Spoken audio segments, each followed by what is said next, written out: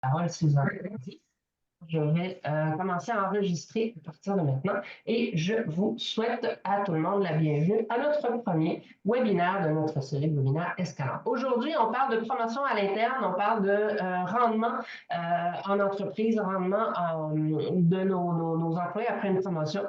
Ce qu'on voulait vous proposer aujourd'hui, c'est une réflexion sur comment augmenter la performance de nos gestionnaires en tenant compte de leur profil de talent. Puis un profil de talent, on en a tous, là. On va pouvoir discuter un petit peu de ce que ça représente un profil de talent euh, pour dans un contexte professionnel. Avant ça, je vais me permettre de faire une petite mise en situation. Escalon, c'est quoi? C'est, comme je vous le disais, une start-up qui a pour mission d'aligner les talents de nos organisations à leurs besoins. Ce qu'on veut dire par là, c'est qu'on pense que nos organisations, au Québec, on en entend beaucoup parler actuellement. Vous avez entendu parler de l'enjeu de la productivité des entreprises au Québec, l'enjeu de la pénurie de main-d'œuvre, du recrutement à l'international, etc. Tout ça, ben, c'est un bassin de talents, hein, puis ces talents-là peuvent être disponibles ou faire défaut dans une organisation.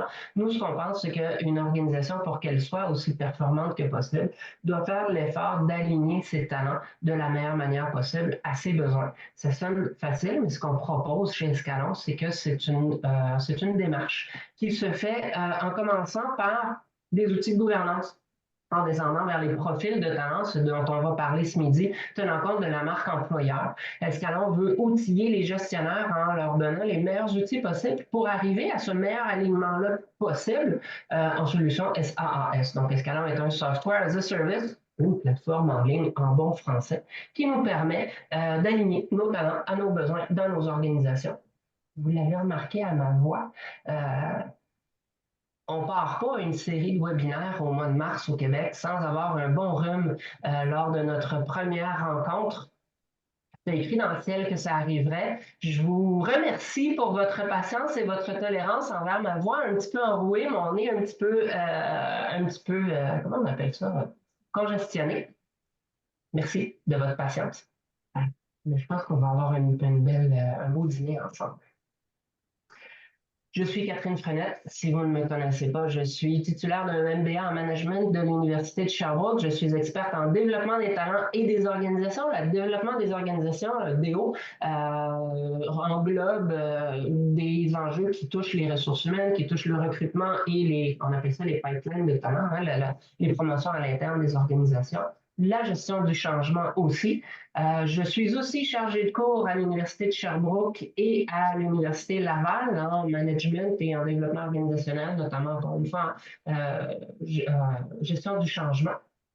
C'est un petit peu mon background et vous me trouvez rapidement sur LinkedIn, simplement Catherine Frenette. Escalon, je vous disais, a pour objectif d'aligner nos talents à nos besoins dans notre organisation. Pour vous sensibiliser quant à l'importance de cet enjeu, je vous propose une source qui vient de MIT Sloan, la revue de management du MIT, Massachusetts Institute of Technology, qui nous dit les entreprises qui gèrent leur talent et leur culture stratégiquement affichent une performance de 25% supérieure à la moyenne de leur secteur. Leur secteur, ça veut dire quoi? Ça veut dire des entreprises qui sont dans le même secteur d'activité, évidemment. Donc, restauration comparé à restauration, vente au détail comparé à vente au détail, secteur manufacturier, etc. Dans un secteur donné, une entreprise qui fait l'effort de gérer ses talents et sa culture organisationnelle de manière stratégique va donc observer un gain de performance de 25% par rapport aux autres entreprises de leur secteur. Qu'est-ce que ça veut dire gérer ses talents, sa culture stratégiquement? Ça veut dire de manière proactive. Ça veut dire faire l'effort de se tourner vers les bons outils et d'adopter une approche qui on met en place la meilleure structure, la meilleure culture possible sur le long terme. Tu sais, la santé organisationnelle, c'est un petit peu comme la santé physique, la santé du corps. Hein? On peut faire une diète rapidement, perdre du poids très, très vite. Quand on a le rhume depuis une semaine, ça nous aide à perdre du poids assez rapidement. Mais souvent, c'est des solutions qui ne sont pas soutenables dans le temps, qui n'offrent pas un gain réel au niveau de la santé. Ce qu'on propose, c'est que La santé organisationnelle, c'est un petit peu comme ça que ça se passe aussi. Il y a des solutions rapides pour augmenter soit le niveau d'engagement des employés, soit le niveau de motivation à travailler, etc., mais qui ne travaillent pas nécessairement sur les enjeux de fond d'une culture organisationnelle, sur les enjeux de fond d'alignement des meilleurs talents possibles dans les rôles qui sont nécessaires pour créer de la valeur dans une organisation. Escalon veut permettre aux gestionnaires d'être le plus efficace possible dans une vision à long terme, comme ça, une vision durable. Escalon, c'est un petit peu comme notre entraîneur personnel, notre diététicienne, si on veut, personnelle, plutôt qu'une diète rapide qui mise sur juste, je vais couper tous les sucres, puis je vais couper tous les gras cette semaine, puis c'est sûr que je vais perdre 15 livres. Est-ce que c'est soutenable? Escalon, c'est plutôt une vision à long terme. Et cette vision à long terme-là vient s'ancrer sur des outils de gouvernance, donc en commençant par les outils qui sont offerts aux gestionnaires eux-mêmes. Ce qu'on veut chez Escalon, c'est responsabiliser les gestionnaires pour avoir le meilleur impact possible dans nos organisations. Ce midi, on parle de promotion interne et rendement en organisation. Donc, promotion à l'interne, ce qu'on veut dire par là, c'est qu'on va réfléchir à ce qui se passe quand on offre de l'avancement à un employé. Et ce qu'on vous propose, c'est qu'il faut tenir compte, quand on offre de l'avancement à un employé, il faut tenir compte du profil de talent de la personne à qui on offre cet avancement-là. Parce que nous, ce qu'on propose chez Escalon, c'est que plus on tient compte du profil de talent de nos gens, plus il va être facile de comparer le profil de talent que nous propose une personne au profil nécessaire pour le poste qu'on vise pour cette personne-là et aligner l'un à l'autre pour être aussi efficace que possible dans la création de valeur. J'ai tendance à parler beaucoup parce qu'on est en mode webinaire et on s'est dit qu'on passerait 40 minutes ensemble dans le souci de respecter le temps de tout le monde. Je vais être efficace dans ma présentation, dans le souci de pouvoir aller me reposer tranquillement après puis de passer ma grippe tranquillement aussi. Mais je vous encourage très fort à participer pendant la discussion, soit en levant la main, soit en écrivant dans le chat. Et pour ce faire, je vous propose quelques mots-clés qui sont proposés par Adam Grant, l'auteur du livre à succès Think Again, qui s'appelle, que je vous recommande chaleureusement, qui nous propose les hashtags, les mots-clics suivants à utiliser dans le chat. Donc, hashtag, comment on dit hashtag en français? Hashtag, hein? AHA pour si jamais vous avez une idée qui vous vient à l'esprit pendant la discussion, pendant la conversation. Ça vient d'allumer la fameuse petite ampoule au-dessus de votre cerveau. Hashtag AHA pour partager un moment comme celui-là. Hashtag partage, René, je pense à toi en particulier. Si ce dont on parle vous fait penser à une source, vous fait penser à une idée complémentaire que vous avez envie de partager avec le groupe, hashtag question pour poser une question à laquelle vous attendez une réponse pendant la discussion. Et hashtag rendez-vous, ce que je vous propose pour ce mot-clé-là, c'est pour nous proposer des questions sur lesquelles on pourra revenir là, plus tard dans la discussion et puis, ou peut-être même après la discussion en privé. Une idée là, que vous auriez envie d'approfondir, mais peut-être pas dans le groupe ce midi, mais plus en privé. Vous pouvez lancer votre idée dès maintenant et Diana et moi, on se fera un plaisir de prendre contact avec vous pour faire un suivi après notre webinaire de ce midi. Je vous propose la mise en situation suivante. Est-ce que vous avez déjà vu dans vos organisations, dans les organisations avec lesquelles vous avez collaboré, chez vos fournisseurs, chez vos clients? Alors, on pense à un excellent travailleur, l'employé là, qui a plein d'expérience, qui est super reconnu par ses pairs, qui a non seulement l'expérience pratique, mais aussi énormément de connaissances dans son domaine. C'est le passionné dans votre équipe. Tout le monde le connaît, c'est le meilleur. Tout le monde vient vers cette personne-là pour obtenir des conseils. Est-ce que c'est un profil d'employé que vous connaissez? Hein, c'est généralement des employés dont on entend parler beaucoup, des employés qui sont probablement aussi envisagés là, pour des promotions éventuellement. Ce genre de travailleur-là, là, sa réputation est faite dans l'organisation. Je vous propose aujourd'hui de suivre l'histoire de quelqu'un qui est dans cette catégorie-là, c'est Jean. Jean est analyste senior dans une PME au Québec, comme on disait, le meilleur de son équipe, considéré comme un expert non seulement par les patrons, les clients, les fournisseurs, mais aussi et surtout par ses collègues. Il a 14 ans d'ancienneté À ce point-ci, il connaît la compagnie par cœur. Il est passé par pas mal de départements. Le leader par influence, nous dit René, effectivement. Ce genre de personnes-là là, qui mènent par l'exemple et par l'expérience de sa pratique. Il connaît tellement la compagnie par cœur qu'il n'y a jamais une question qui le prend au dépourvu. Alors, Jean, depuis quelques mois, on lui a offert une promotion et il est directeur. Il a atteint le poste de directeur pour la première fois il y a 8 mois. Évidemment, cette promotion-là, il en est fier. Il en est satisfait, content. Ses collègues sont très heureux pour lui. Ses collègues, je pense que le contact entre lui et ses collègues demeure relativement bon, mais tu sais, ce qu'on peut voir, c'est qu'il a pris en main un petit peu un rôle de mentor. Il est l'expert. Fait que c'est un mentor qui est beaucoup tourné sur le partage de son expérience. Il fait des heures supplémentaires parce qu'il a conservé un lien avec des clients, en particulier des clients qui ont des comptes un petit peu plus complexes. Ça arrive dans les entreprises. Il y a des profils de clients qui sont un petit peu plus faciles à gérer. Jean, lui, il garde les clients qui sont plus difficiles, qui sont des cas particuliers, qui demandent plus de temps, plus d'efforts pour faire des soumissions, puis de mettre en place des solutions un petit peu plus, on va dire, plus personnalisées pour ces clients-là. Les fournisseurs l'adorent aussi. Mais ce qu'on observe, c'est il semble se fatiguer, Jean. Tu sais, depuis 8 mois, là, depuis sa promotion, on dirait que son humeur a changé un petit peu. Il a du mal à gérer son temps et son stress à travers les heures supplémentaires qu'il fait. Il perd l'énergie un petit peu. Il commence à parler de partir en vacances pas mal. Tu sais, ça commence à être une référence assez courante pour lui. Ses collègues lui disent oh, c'est bien quand tu vas partir en vacances.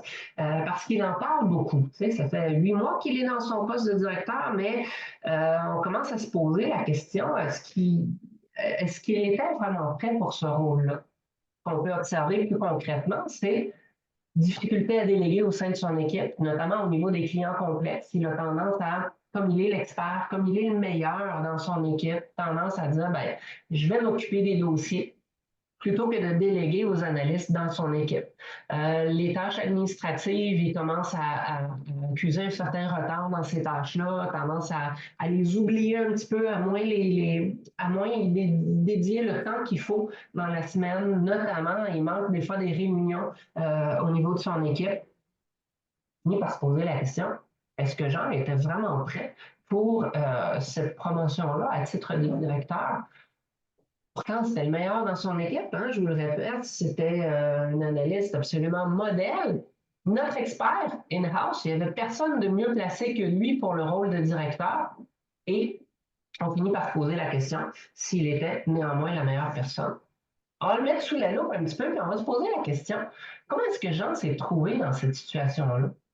Qu'est-ce qui peut lui être arrivé?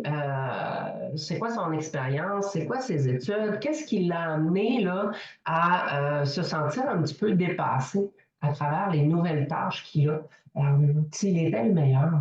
S'il était le meilleur, puis voyons un petit peu à quoi il était le meilleur. Fait qu'on va peut-être lui enlever la loupe parce que ça a l'air de le stresser un petit peu. Il est ingénieur de formation. On l'a dit, expérimenté, 14 ans dans la boîte, en plus de son expérience antérieure, ça veut dire qu'il connaît les routines, il connaît les processus, il trouve sa sécurité dans les routines et les processus établis, dans la façon de travailler. Il est autonome dans le sens où il prend les bonnes décisions par lui-même parce que formation d'ingénieur, à travers son expérience, il sait comment prendre les meilleures décisions dans la plupart des contextes qu'il a déjà vécu. Autonome, ça veut aussi dire un petit peu moins team player, hein, un petit peu moins collaborateur qui pourrait l'être avec ses collègues, comme je disais, tendance à sous-valoriser un petit peu la délégation des tâches et survaloriser plutôt une prise en charge, là, le contrôle des, des tâches et des projets, des clients aussi, des dossiers clients qu'il a. Qu'est-ce que ça veut dire comme professionnel? Qu'est-ce que ça fait de lui comme professionnel? Si on parle en termes de profil de talent, ce que je vous propose, c'est que Il a un profil de talent très axé sur les procédures. Le profil de talent qui est proposé par Escalon met en place 4 axes, les axes de l'innovation, donc la créativité, la possibilité de penser, comme disent les anglophones, en dehors de la boîte. L'axe de la différenciation, vous l'avez à droite, qui passe par la compétitivité, une personne qui est orientée marché, qui a envie de se positionner par rapport à ses concurrents. Essayer d'avoir la meilleure performance possible par rapport à ceux-ci.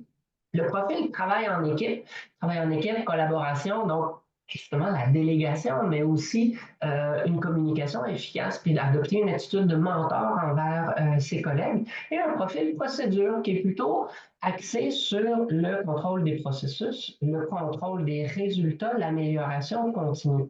Quand on regarde le profil de Jean, sans surprise, quand on pense à ses études d'ingénieur, quand on pense à son expérience comme analyste, il a un profil très orienté sur les procédures. Au niveau de l'innovation, sa créativité, un petit peu moins un point fort. Au niveau de sa différenciation, sa capacité d'être compétitif et de se positionner sur un marché, un petit peu moins fort aussi. Il travaille en équipe, n'est clairement pas sa plus grande force. Donc, la collaboration, sa capacité d'agir comme un mentor pour son équipe n'est pas particulièrement développée. Ce qu'on voit dans ce profil-là, c'est qu'il est très fort, très expert au niveau des procédures, ce qui faisait de lui le meilleur des analystes. Reprenons le modèle du profil de talent qui a été développé par Escalon. Je vous explique la théorie. Donc, on a 4 axes qui sont basés. Donc, la théorie de ce profil est basée sur un modèle scientifiquement reconnu qui a été créé dans les années 70, qui s'appelle le Competing Values Framework, CVF en plus court. Ce modèle-là nous propose 2 axes d'analyse. Ces 2 axes d'analyse-là vont nous permettre, sur la dimension verticale, de distinguer des profils innovation et des profils de procédure plus axés sur le contrôle et les processus.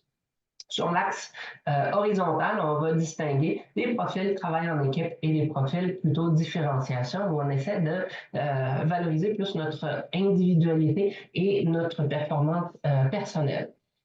Profil innovation se reconnaît à travers une pensée dans des systèmes ouverts, ce qui va avec la créativité, justement, la capacité de réinventer les systèmes, réinventer les façons de faire et une capacité d'être flexible dans notre travail. À l'opposé, un profil orienté procédure accordera plus d'importance au processus interne, donc à l'amélioration continue, accordera plus d'importance à la hiérarchie formelle dans une organisation. Dans l'axe horizontal, le travail en équipe, le profil de travail en équipe met l'accent sur les relations humaines, sur le développement personnel, le développement des équipes et l'intégration de tous ces talents-là dans une capacité de travailler tout le monde ensemble pour le bien collectif. Tandis que le profil différenciation mettra un accent plutôt sur les objectifs rationnels. Les objectifs, vous connaissez la méthode SMART, des objectifs qui sont spécifiques, mesurables, atteignables, réalistes ou pertinents. Moi, j'aime bien relevant, c'est un anglicisme, relevant, mais c'est pertinent, et temporalisé. Donc, des objectifs qui sont concrets, mesurables et rassurants par leur objectivité, justement. La performance à court terme et une orientation marché, donc, par rapport aux besoins de nos clients, au positionnement de nos concurrents. Escalon ajoute un 5e profil qui vient se positionner au centre de ce modèle. Et le 5e profil qu'on vous propose est le profil de l'authenticité, c'est-à-dire la force de l'intelligence émotionnelle. Donc, la capacité d'introspection, capacité de se positionner dans un lieu de vulnérabilité et d'investir dans son développement continu comme professionnel. Donc, le profil de talent que propose Escalon nous permet de quantifier rapidement et de manière relativement objective quels sont les profils, quels sont les modes de pensée les plus communs pour un professionnel et qu'est-ce que ça veut dire au niveau de sa place dans l'organisation. Qu'est-ce que ça veut dire au niveau de leur place dans l'organisation de ces gens-là? Bien, posons-nous la question de quel profil est-ce que Jean a besoin comme analyste? Comme analyste, là, dans son travail d'expert ingénieur, on pourrait présumer que le profil le plus important est probablement le profil des procédures, donc le profil qui est axé sur les processus internes, l'amélioration continue, la hiérarchie de l'organisation. C'est tout à fait congruent avec ses études d'ingénieur, c'est tout à fait congruent avec son expérience professionnelle comme expert dans son équipe, ce profil-là, et le profil qui lui a permis d'atteindre le succès qu'il a vécu dans sa carrière. Hein. Je pense que c'est important de noter, Jean, s'il n'avait pas eu ce profil-là, n'aurait pas été un si bon analyste. Hein? Un analyste doit bien connaître les processus internes de l'organisation, doit s'appuyer sur les projets passés pour aller chercher une amélioration continue au sein de l'organisation d'un projet à l'autre. Maintenant, je vous pose la question, comme directeur, de quel profil de talent est-ce que Jean a besoin pour être le meilleur directeur possible pour son équipe? Est-ce que le rôle d'un directeur, c'est d'être un expert des procédures? Est-ce que c'est un expert de l'amélioration continue et un garant très, j'ai envie de dire, strict euh, oui, strict de la hiérarchie de l'organisation? Ou est-ce qu'un directeur de service ne devrait pas être plutôt au service de son équipe, justement, donc au service des employés qui sont les analystes qui composent son département? Un directeur devrait être capable de favoriser le travail en équipe au niveau des membres de son département, donc favoriser des relations humaines saines, un certain niveau de développement continu des gens qui sont dans son équipe, favoriser une capacité d'intégration aussi des différents profils, des différentes idées, des différentes compétences au sein de son équipe. Il est, dans le fond, la courroie de transmission des idées au sein de l'équipe. Au niveau de l'organisation, comme directeur, on a aussi le rôle d'être l'agent de différenciation de notre département au sein de l'organisation, où on va venir fixer les objectifs de notre département par rapport à ceux de l'organisation, hein, dans ce qu'on appelle le cascadage des objectifs et des résultats d'une entreprise. La haute direction nous donne l'orientation stratégique générale d'une organisation, puis après ça, chaque directeur de département vient décliner ou cascader en bon français, c'est pas du bon français, décliner serait mieux, ces objectifs-là au niveau de chaque département, tout en assurant un contrôle sur la performance à court terme de l'organisation. Puis l'orientation marché à ce niveau-là serait une orientation où on s'assure qu'au niveau de notre département, nos clients, que ce soit les clients de l'organisation ou des clients internes, c'est-à-dire d'autres départements, reçoivent l'information dont ils ont besoin et reçoivent le service, le niveau de service dont ils ont besoin. Tout ça, on est dans le profil différenciation. Et au niveau du profil innovation, la capacité de réinventer l'organisation de son département, la capacité de réfléchir à la façon dont ce département est géré au quotidien, faire preuve de flexibilité en fonction des différentes situations qui peuvent survenir dans l'organisation. Tout ça vient dans le profil d'innovation. Ce que je vous propose, c'est que quand on est dans un profil d'expert, on va avoir un profil très appuyé sur une seule couleur dans notre modèle. Et quand on est dans un profil de directeur, de gestionnaire, de dirigeant, de chef d'équipe, comme ce qui est arrivé à Jean depuis 8 mois, on est dans un profil qui, par nécessité, va devoir être plus équilibré entre les différentes couleurs.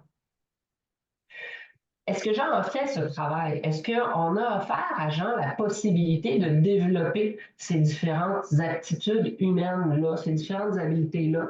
Est-ce qu'on lui a permis, quand on lui a dit il y a 8 mois, c'est quoi, Jean? T'es notre meilleur analyste. T'es vraiment notre expert, t'es vraiment bon. T'es le top du top des procédures, des processus internes.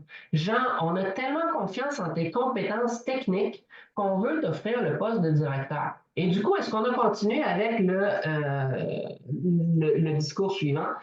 Comme on veut que tu sois le meilleur directeur possible, on va t'offrir de te former dans les profils d'innovation, différenciation, travail en équipe, tout en favorisant ton authenticité, le développement de ton intelligence émotionnelle.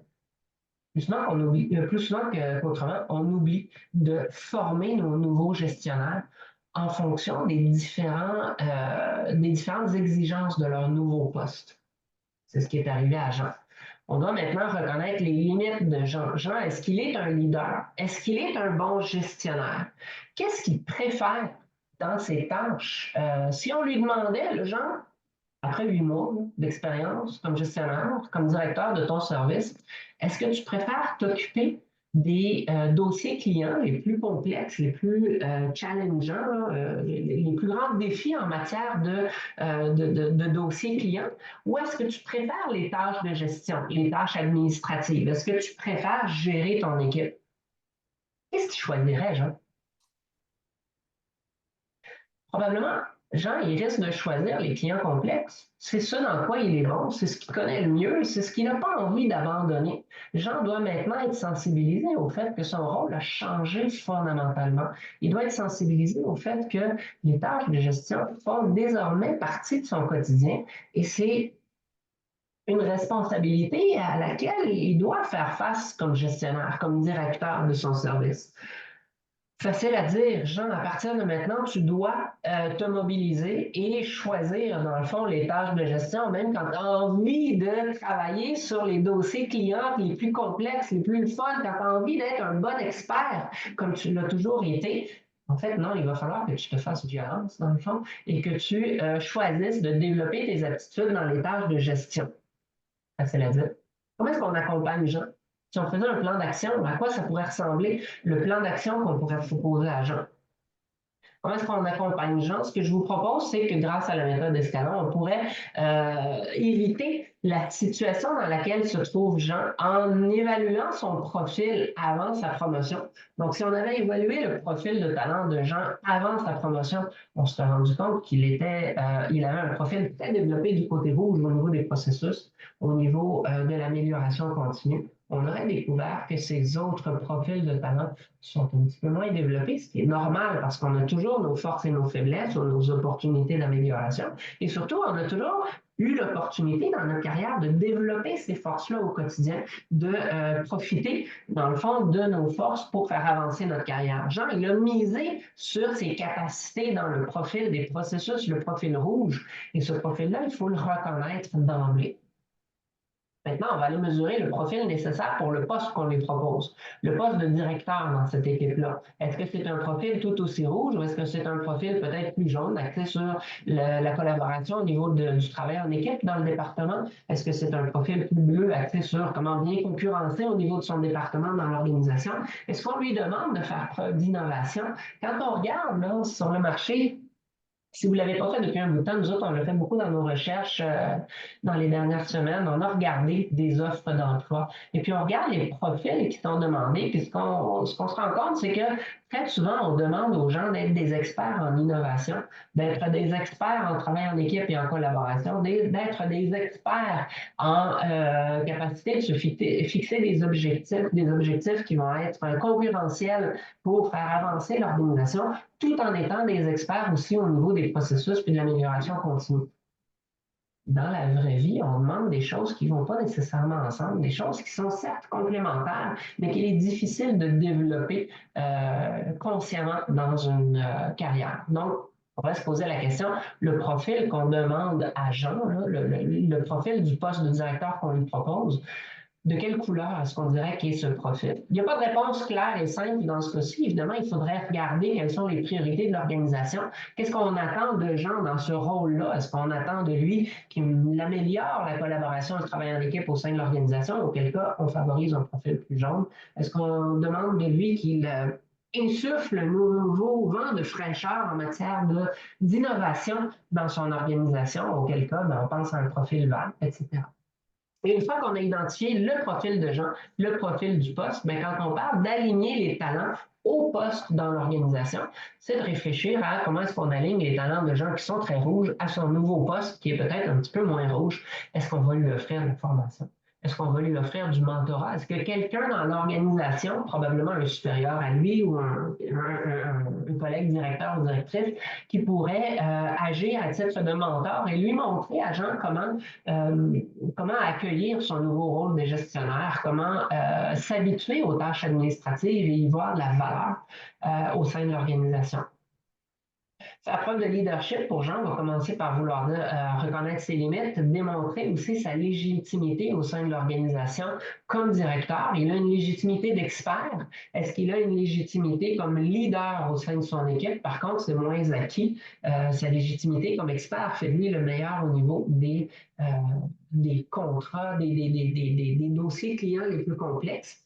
Une légitimité plus comme leader ferait de lui un bon chef d'équipe, une personne plus inspirante pour son équipe. Donc, quand on parle d'aligner les talents d'un employé au poste auquel on envisage de placer cet employé-là, on pense à trouver des moyens très concrets, des leviers d'action concrets comme ça pour favoriser ce positionnement, cet alignement-là de nos employés. Escalon permet ça à travers l'ensemble des outils qui sont offerts dans notre plateforme, donc des tableaux de bord RH, notre fameux profil de talent dont on a discuté ce midi. On a aussi un Learning Management System en bon français à travers nos cartes talents. Les cartes talents d'Escalon, c'est 150 cartes qui nous permettent de développer nos talents comme professionnels, comme gestionnaires aussi. Ces cartes talents-là sont justement dans le fond, le détail du profil de talent de Jean, ses capacités à agir comme professionnel, ses habiletés humaines, hein, pas ses habiletés pratiques. Il est déjà expert comme analyste, mais ses habiletés plus humaines au niveau, dans le fond, ce qu'on appelle en bon français les soft skills, qui est une expression qu'on n'aime pas beaucoup, mais qui est bien connue. Ces cartes talents-là sont très utiles pour nous permettre d'identifier les talents qui sont disponibles dans notre organisation et leur permettre de se développer à travers le temps. Ce qu'on propose après ça, c'est de les aligner aux besoins organisationnels en matière de l'organigramme de compétences de notre organisation. C'est-à-dire que Escalon propose un organigramme organisationnel plutôt que d'être basé sur des gens, sur des personnes, il est basé plutôt sur des compétences et des objectifs à réaliser pour créer un maximum de valeur. Tout ça nous permet d'identifier des données et des tendances sur le marché qui nous permettent de bien desservir le marché de talent que sont les organisations québécoises actuellement. J'ai fini avec 6 minutes d'avance. Je vous remercie beaucoup pour votre écoute et la qualité de votre présence. Je vous laisse la possibilité de nous poser des questions. Je vous commence par une question pour vous. Avec quelle leçon repartez-vous ce midi? Qu'est-ce qui vous a paru intéressant dans notre discussion? Puis si vous avez envie de poursuivre la discussion, ben, je vous propose 3 moyens, soit un Zoom avec nous, un diagnostic organisationnel, ou je vous invite à aller au escalon.ca, faire votre propre profil de talent pour découvrir quelle est votre couleur dominante et quelles sont les couleurs que vous pourriez vouloir développer également comme professionnel. Il me reste à vous remercier très chaleureusement pour votre présence midi. Moi, j'ai fini ma part aujourd'hui. Si vous avez des contingences auxquelles vous voulez retourner, ben, on vous libère et on vous remercie pour votre présence. Sinon, ben, on est là avec vous pour quelques minutes de plus. Merci tout le monde.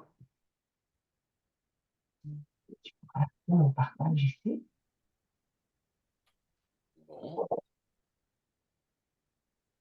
Et arrêter l'enregistrement.